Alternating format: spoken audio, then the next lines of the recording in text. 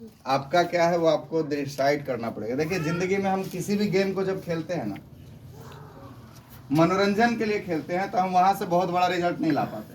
Yes no? Yes sir. लेकिन वही आपके जीवन का हिस्सा बन जाता है तो आप उसी क्षेत्र में बहुत बड़ा रिजल्ट ले आते हैं। Yes no? यस। धोनी जब क्रिकेट खेलता था, और हम लोग भी जब सब क्रिकेट खेलते थे, तो हम लोग क्यों खेलते थे? मनोरंजन के लिए। गांधी मैदान में हर कोई हाथ आजमाया होगा। Yes no? लेकिन हम लोग क्यों खेलें? मनोरंजन के लिए। कल नहीं मिला तो क्या दिक्कत है? यस। लेकिन धोनी जब खेला तो वो प्रोफेशन के लिए खेला। तो अंतर बस इतना ही है। जिंदगी के किसी भी क्षेत्र में जब आप गेम खेलें, अगर आप प्रोफेशनल गेम नहीं खेलते हैं, प्रोफेशनल की तरह नहीं खेलिएगा, तो आप जीवन में कभी भी सक्सेस नहीं हो पाइएगा। टाइम पास के लिए खेलिएगा तो कभी भी जीवन में वो रिजल्ट नहीं आ पाएगा जो उसके पास है। यस है ना? किसी भी क्षेत्र की बात कर ले। तो चलिए हम लोग आते हैं सीधा पॉइंट पे। मैं आज से कुछ साल पहले आरसीएम बिजनेस में आया, जबरदस्ती आया था। यहाँ पे भी बहुत सारे लोग जबरदस्ती आए हैं। कुछ लोग विश्वरंजन सर को ना कहने की स्थिति की वजह से आ गए, कुछ लोग रिश्ता बचाने के लिए आ गए, कुछ लोग दोस्ती बचाने के लिए आ गए। Yes sir. हम भी जबरदस्ती आए थे, हम भी दोस्ती बचाने के लिए आरसीएम बिजनेस में आए थे। 6 महीने बाद, ज्वाइनिंग के 6 महीने बाद मुझे फिर एक मीटिंग में ले जाया गया। जो कल मीटिंग के बारे में बताया जा रहा है आपको, पटना में है। मुझे कलकत्ता ले जाया गया, पटना से कलकत्ता, लेकिन ये बिना बताए कि आरसीएम की मीटिंग में ले जा रहे हैं। वो मुझे बोला था कि कलकत्ता घूमने चल रहे हैं। दोस्त था मेरा, और उस मीटिंग को देखने के बाद मुझे लगा कि मुझे बिजनेस करना चाहिए, और मैंने डिसीजन लिया, और वहीं से ये कारोबार शुरू हुआ। 544 रुपये की छोटी सी इनकम से मैंने शुरुआत किया। 1.5 साल तक बिजनेस कभी अप कभी डाउन होता था, क्योंकि मैं सीख रहा था। सीखते हुए इंसान बहुत सारी गलतियां करता है। Yes sir. यस। जीवन के हर क्षेत्र में आपको पहले ट्रेनिंग दिया जाता है। आपकी नौकरी लग जाए तो 3 महीने, 4 महीने, 6 महीने, 8 महीने की ट्रेनिंग होती है, नहीं होती है? Yes sir. होता है। हमारे यहाँ कोई ट्रेनिंग नहीं होता है, सीधे ज्वाइनिंग और सीधे मैदान में उतर जाओ। तो यहाँ कोई ट्रेनिंग नहीं होता, अलग से कोई ट्रेनिंग नहीं होता। हम मैदान में उतर के ही सब कुछ सीखते हैं। Yes no? तो 1.5 साल बिजनेस का भी डाउन, अप का भी डाउन, ये चलता रहा। 1.5 साल बाद मैं लीडरशिप अचीवर बना। 2 साल आते आते मैं सिस्टम रॉयल्टी अचीवर बना, और 3 साल आते आते मैं टेक्निकल पे आ गया। टेक्निकल की मिनिमम इनकम 50,000 रुपये की होती है। 3 साल आते आते जितने लोग मुझे शुरुआती दिनों में मना करते थे, सारे लोग मेरे पीछे आरसीएम करना शुरू कर दिया। मात्र 3.5 सालों में इस सिस्टम ने वो दिया मुझे जो मेरा ड्रीम था। मात्र 3.5 सालों में आरसीएम बिजनेस से मैं 1.5 लाख रुपए महीने की इनकम पे खड़ा हो गया था। और ये 1.5 लाख आज की बात नहीं है, 2007 की बात कर रहा हूँ। 2007 में 1.5 लाख ठीक ठाक इनकम हुआ करता था। यस। तो मात्र 3.5 सालों में आरसीएम बिजनेस ने मुझे 1.5 लाख महीने की इनकम पे लाके खड़ा कर दिया। 5 साल आते हैं तो मैं सिस्टम में 1 करोड़ से ऊपर का टर्नओवर करने लगा। ये सब क्यों हो गया, इसको थोड़ा सा समझने की कोशिश कीजिएगा।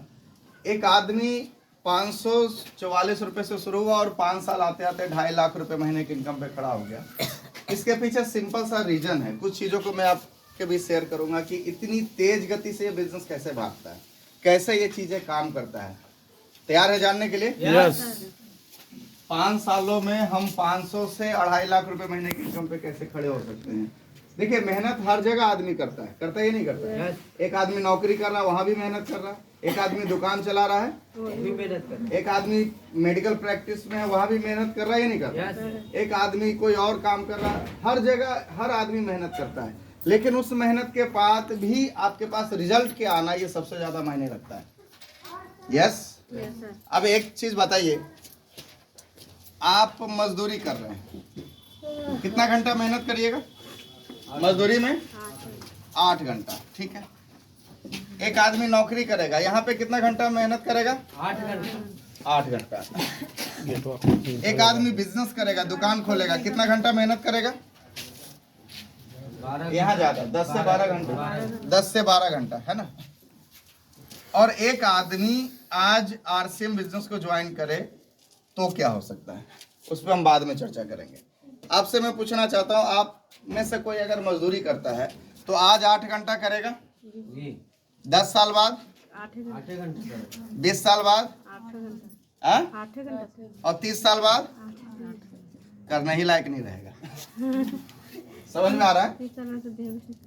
करने लायक रहेगा नहीं, बुढ़ा हो जाएगा। 40 साल मतलब 30 साल की उम्र में शुरू किया मान लिया, और 30 साल बाद मतलब 60 साल की उम्र में वो 8 घंटा का मजदूरी कर लेगा? नहीं। कभी हो ही नहीं सकता। जैसे ना सर आई नौकरी करने के लिए एक आदमी जा रहा है, 20 साल की उम्र में अगर ये नौकरी किया तो 10 साल बाद ये कितना घंटा काम करेगा? 8 घंटा।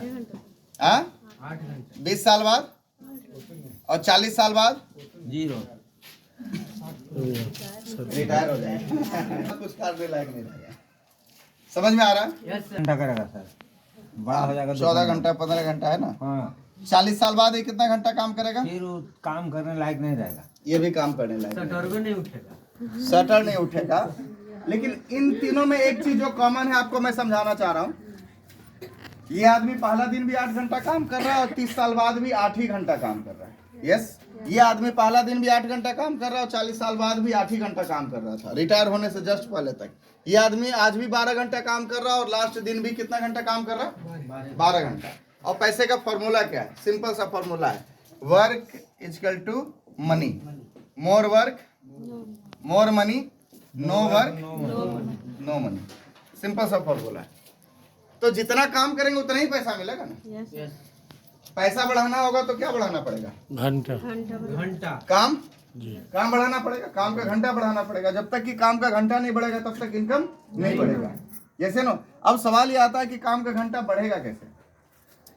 एक उदाहरण देते हैं। आपकी क्वालिटी ये है सर कि आप 1000 रुपया कमाते हैं 1 घंटा काम करके, तो 10,000 कमाने के लिए आपको कितना घंटा काम 10 करना घंटा, है? 20,000 कमाने के लिए 20 घंटा, और 25,000 कमाने के लिए 24 घंटा कैसे? होगा ही नहीं सर। 25वां घट जा रहा है। 25वां घंटा किसी के जीवन में नहीं है। लेकिन एक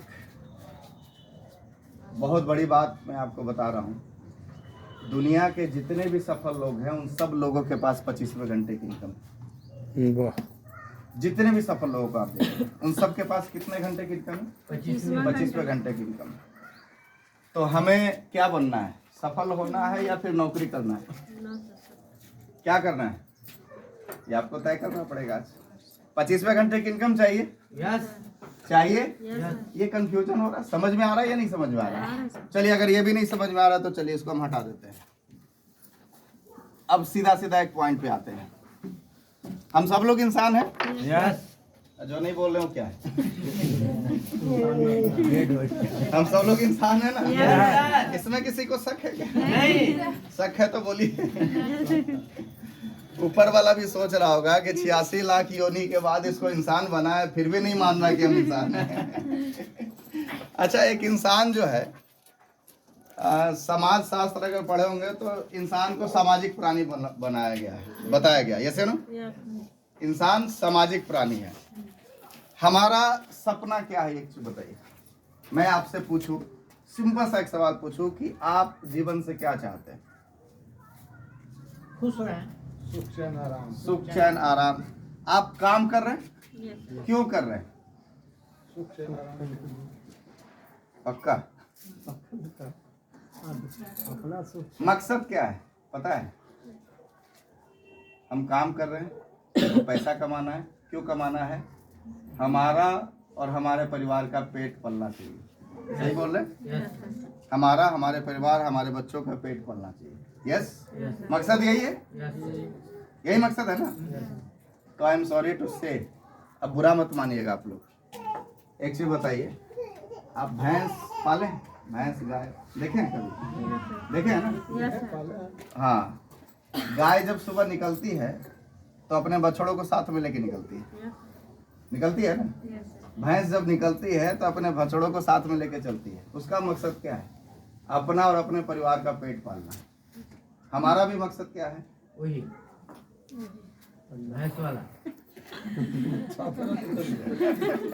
तो ऊपर वाला हमको 2 पैरों के जगह पे अगर 4 पैरों पे भी भेज देता तो गलती क्या करता?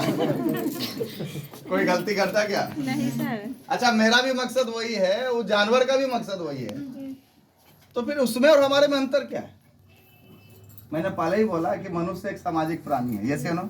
तो समाज भी हमारे जिंदगी का एक हिस्सा है। Yes no? हम समाज के कुछ काम आए। यस सर, मैं जब मैनेजमेंट की पढ़ाई कर रहा था उस वक्त हमारे एक डायरेक्टर थे, उन्होंने एक मैसेज दिया कि था कि जिंदगी का भी मौका दे तो इस लायक मत बनो कि पढ़ लिख के नौकरी कर सको, जिंदगी का भी मौका दे तो इस लायक बनो कि पढ़े लिखो को नौकरी दे सको। ये बात मुझे सन 2000 में बताया गया था। अब तो ये बातें सरकारें भी बोलने लगी है ना, बोल रही है ना सरकार, क्या बोल रही है? स्किल जॉब सीकर मत बनो, जॉब क्रिएटर बनो। बात तो वही है, वही है। उन्होंने इंग्लिश में बोला, हमने हिंदी में बोला। अब उस दिन ये बातें मेरे ऊपर से पार हो गई थी, ये कैसे होगा? अपनी तो नौकरी के मानदे है, दूसरों को कहाँ से दे सकते हैं? तो लेकिन जब आरसीएम बिजनेस हमारे जीवन में आया तो मुझे लगा कि ये बिजनेस हमें वो सब कुछ दे सकता है। और मैं आपको आज बताना चाहता हूँ, मेरी टीम में आज 500 रॉयल्टी अचीवर। 500 रॉयल्टी अचीवर का मतलब आप समझते हैं? 500 ऐसे लोग हैं जिनकी एक महीने की इनकम 25,000 रुपये से ऊपर की है मेरी टीम में। 50 ऐसे लोग हैं जिनकी एक महीने की इनकम 50,000 रुपये से ऊपर, 50,000 से लगा के 1 लाख, 1.5 लाख, 2 लाख रुपए कमाने लोग, ऐसे 50 लोग हैं। ये 500-600 लोगों के घरों में 25,000 रुपये से ऊपर की इनकम जा रही है और उसके माध्यम बनने का मौका मिला। ये मेरे लिए सबसे बड़ी, समझ में आ रहा है? ये मौका आपके पास भी हो सकता है, लेकिन पहले बोलेंगे, आप लोग के दिमाग में आ रहा होगा, सर ये बड़ी बड़ी बात तो छोड़िए, पहले अपना पेट कैसे भरेगा वो बताइए। ये सर ना, क्योंकि एक चीज तो तय है सर, एक भूखा आदमी कभी भी दूसरे के पेट के बारे में नहीं सोच सकता। Am I right? Yes sir. Right? Yes एक कमजोर आदमी कभी भी मजबूत समाज का निर्माण नहीं कर सकता। मजबूत समाज का निर्माण करना है तो पहले किसको मजबूत होना पड़ेगा? खुद को मजबूत होना पड़ेगा, तभी हम समाज के बारे में सोच सकते हैं। तो आइए सबसे पहले हम लोग समझते हैं कि हम लोग कैसे मजबूत होंगे। हम इंसान हैं, फिर एक बार पूछ रहे हैं। Yes sir.